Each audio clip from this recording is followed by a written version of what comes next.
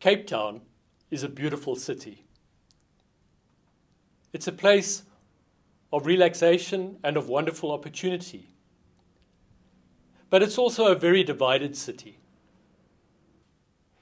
Imagine that these two towers are two children of the same age in Cape Town today.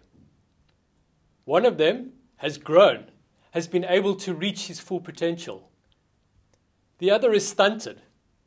Some of the building blocks of that child's life are not in place.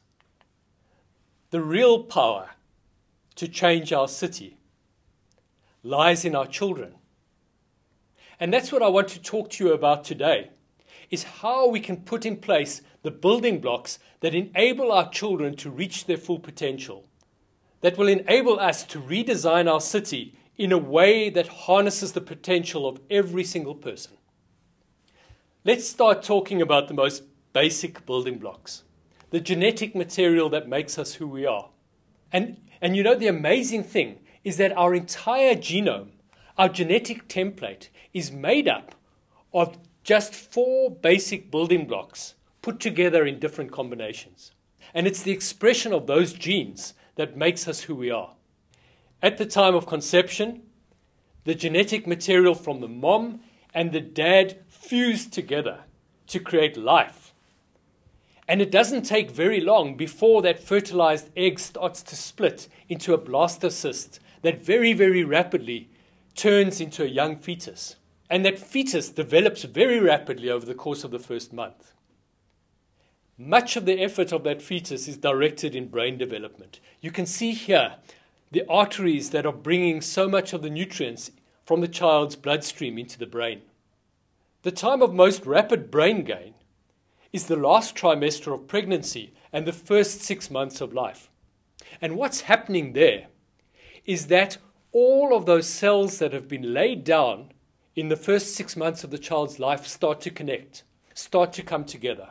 As they're stimulated, the connections are formed that enable that child to ultimately function as an adult. As those cells are stimulated, they connect together in ways that ultimately enable that child to think, to talk, to walk, to eat, to interact with one another.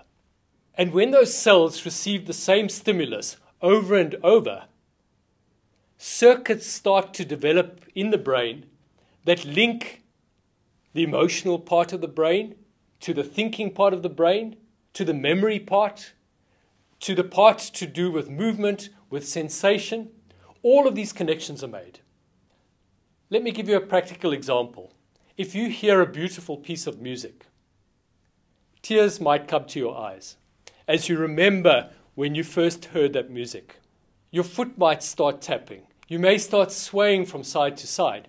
What's happening there is that the parts of the brain that have to do with memory, with movement, with sensation, with emotion, are all linked together in an invisible connection. But actually, what it is the circuitry that has been laid down over a long period of time. And the fascinating thing is that this development of circuitry, these synapses that are laid down, happen just before birth and in the first 2 years of life. Have a look at this graph here, and you can see that the connections of the brain to do with sensation peak at 6 months of age. The connections to do with language development peak before the age of 1, and cognitive development by 2 or 3 years of life. What that means is that much of our architecture for learning, much of who we can become, is laid down well before we go to school. Such sophisticated architecture, such incredible connections that far exceed the power of even the greatest computer on earth. And yet, they're brought about by such simple building blocks. The building blocks of love, food, safety, and stimulation. When the child is in an environment where she feels safe, where she's interacting with an adult, then the brain gets stimulated in a way that enables that child to thrive. Here we have a picture of a mother interacting with her child. We call that serve and return. The mom looks at the baby, her eyes get wider, the baby reacts positively. Different parts of the brain to do with emotion, to do with sensation, with movement are stimulated. And all of that increases the circuitry of the brain. The amazing thing is that so much of who we are, of what we will become in life, is crammed into just the first 1,000 days of life. The 9 months of pregnancy, the first 2 years of life. Just those basic building blocks together enable a child to get onto an exponential trajectory of growth that ultimately will enable her to reach her full potential. But what happens when things go wrong? When children are not in a supportive environment, where they don't have food or love or safety or stimulation? Then the part of the brain that has to do with emotion is stimulated. And if that stimulus, that negative stimulus, is constantly reinforced, that child's brain will change from being a brain to thrive to being a brain to survive. Neurotransmitters will be released that prime the child to survive in an adverse environment, but at the expense of learning, but at the expense of the ability to reason. But worse, the changes don't only happen in the brain, but what scientists have discovered is that the very genes of that child are changed. Genes that are usually primed for life, are primed to make things happen, are downgraded, are switched off. And genes that are associated with just enabling the child to hold together, that can face the adversity of life, are switched on. And the sad thing is that those changes, once established in the genes, remain in that child for life. So how are we doing in South Africa? How are we doing in ensuring that the building blocks are in place for our children to be able to reach their full potential? And here, I'm just showing you how children are growing in South Africa.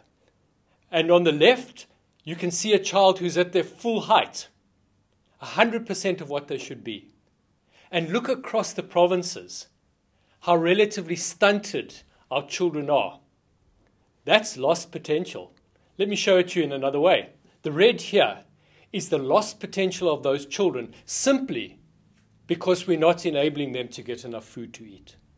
Let's come a little bit closer to Cape Town and look at the lost potential of our city.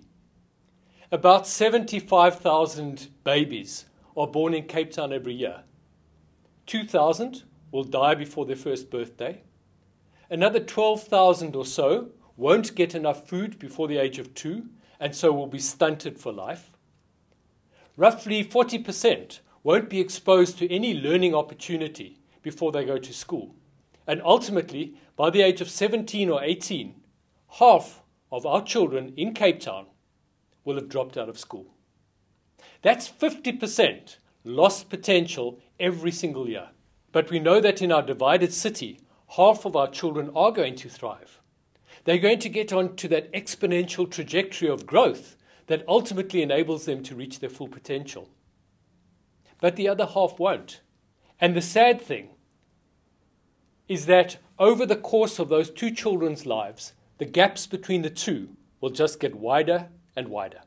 The point that I'm trying to make is that there are building blocks missing in the lives of half of the children in Cape Town. But those building blocks are missing from the bottom.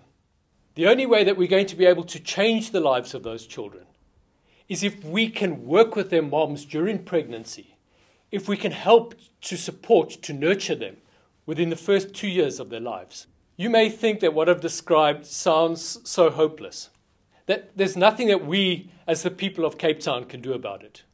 Well, there is. Scientists have been able to show why some children, even in environments of poverty, are able to thrive. What they have found is that 3 factors are essential to protect the child in an environment of poverty. The first is caring parents. The second is another significant adult in the life of the child to be there, to protect, to nurture, to help that child. And the third is a connection, even a modest connection, at critical points in a child's life that enable them to seize an opportunity. the American psychologist Anne Maston calls that the ordinary magic that can change a child's life. In such a divided city like Cape Town, where some people have so little access to influence, to resources, to other people who can assist them, and others of us sit in a situation where we're so well connected, where we can pick up the phone, where we can drive to so many places. If we can connect people with few resources to others that have a whole wealth, a whole network of connections, then they too will have access to much greater opportunity than they have in the past. And that's what's at the heart of Cape Town Embrace. Cape Town Embrace aims to bring a significant adult, somebody who cares, into the family of a child who would otherwise be at risk. We believe that if we can establish a strong relationship between the mother and the connector in support of the child, we will not only enable that child to thrive, but we will begin to unleash the power of children to change the future of our city. 75,000 children will be born in 2014. Another 75,000 in 2015 and 2016 and beyond. If just 20% of the families of Cape Town were to nurture a child at risk, we could dramatically reshape the future of the city.